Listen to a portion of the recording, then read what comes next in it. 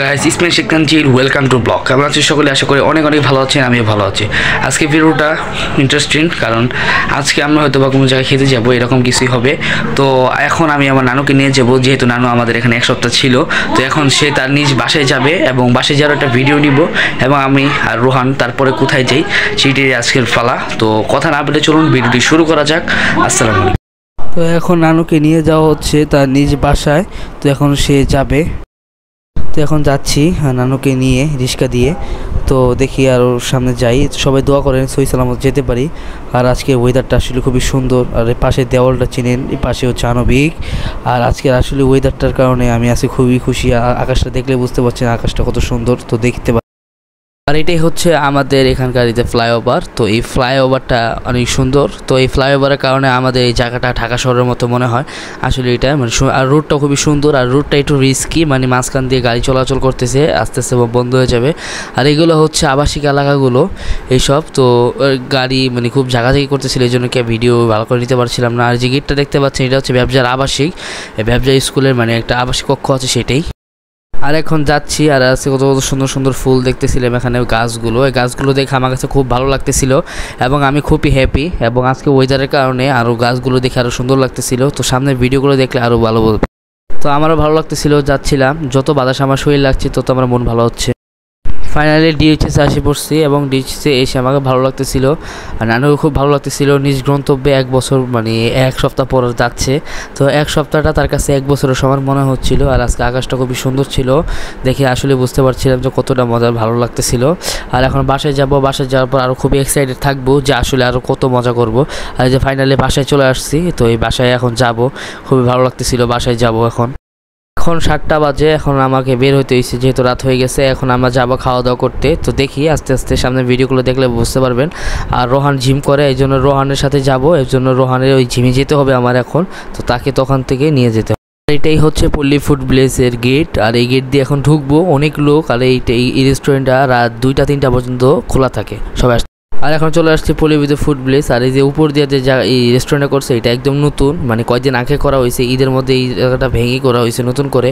আশেপাশে আসলে দেখে খুব ভালো লাগতেছিল। আর অনেক দোকান এখানে, প্রতিটা দোকানে যেতে পারেন এবং এক এক দোকানে বসলে অন্য দোকান থেকে খাবার অর্ডার করে নিয়ে খেতে পারবেন। তবে এটা নিজের বিবেকের খেলা। তো এখন পল্লী ফুড ভিলেজ আসছি, এখন যেয়ে দেখি কিছু খেতে পারি নাকি।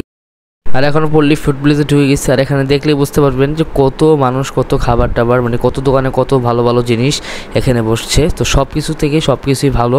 তো আগে দেখতেছিলাম কোন রেস্টুরেন্টে খাওয়া যায়, তো আমাদের একটা পরিচিত রেস্টুরেন্ট আছে সিদ্দিক, তো সেখান থেকে খাবো। তো দেখি খাওয়াতে পারি। মনটা খারাপ হয়ে গেল। তো এই রেস্টুরেন্টটা আপাতত এখন বন্ধ, এই জন্যই আমার আর অন্য একটা রেস্টুরেন্ট আছে বিগ ম্যাক নাম, সেই রেস্টুরেন্টে যাব।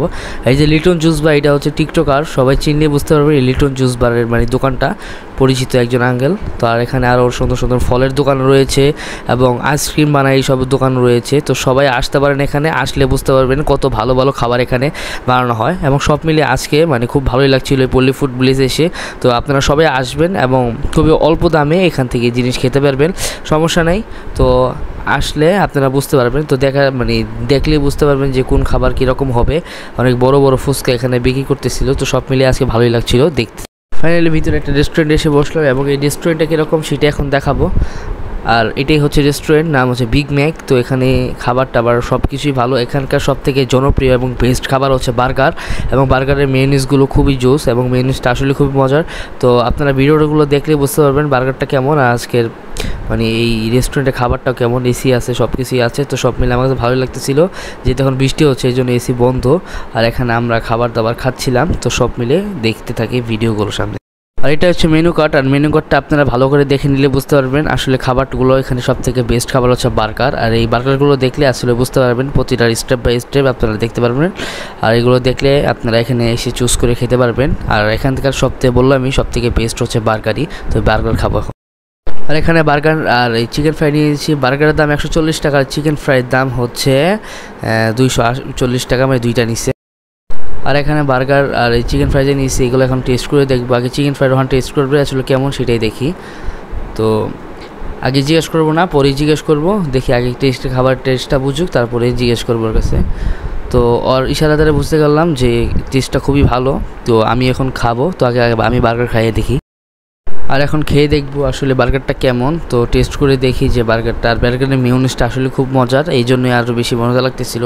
আর মানে পাশে আবার মেয়োনিজের একটা নিয়েছি, বাটিতে একটু মেয়োনিজ নিয়েছি। তো এই যে মেয়োনিজটা খেয়ে দেখলাম, মেয়োনিজটা আসলে খুব মজার, এবং খেয়ে আমার মানে বুঝতে পারলাম আসলে খুব মজার ছিল। আবার বার্গারটা এখানকার আপনারা সবাই এসে খেতে পারেন, এবং বার্গারটা খেলে বুঝতে পারবেন আসলে কতটা মজার, এবং আসলে আমার কাছে মজাই লাগছিল। তো সব মিলে সামনের ভিডিওগুলো দেখতে থাকি। তো মুখের অবস্থা খারাপ হয়ে গেছে, যেহেতু খেয়ে আমার কাছে খুব ভালো লাগতেছিল, আরও খাবো। তো নেক্সট ভিডিও দেখি।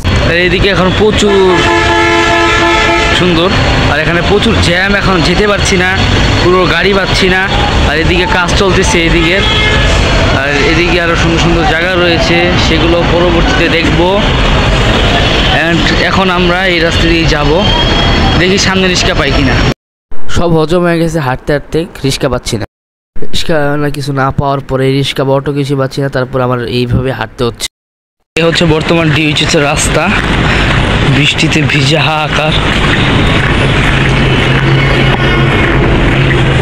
জানি না, আমারও খুব খারাপ অবস্থা, পাটা ভিজে গেছে পুরা। এখানে স্কুল বেরোইছি আনুমানিক 7টার দিকে, আর এখন কয়টা বাজে? এখন বাজে হচ্ছে 10:30। সো গাইস, আজকে ভিডিওটি ছিল এই পর্যন্তই। কার কাছে কেমন লাগছে সবাই জানাবেন, আর যারা আমার চ্যানেল নতুন সবাই চ্যানেলকে সাবস্ক্রাইব করবেন, বেশি বেশি কমেন্ট শেয়ার করবেন। তো তোমাদের জন্য অনেক কষ্ট করছি, তো আজকে অনেক দূর পর্যন্ত হাঁটা যাওয়া করা লাগছে। তো এতটুকু আমাদেরকে সাপোর্ট করবেন, সাপোর্ট দিলে সাপোর্ট পাবেন ইনশাআল্লাহ। আর যারা আমার চ্যানেল তো সবাই সাবস্ক্রাইব করবেন। আসসালামু আলাইকুম।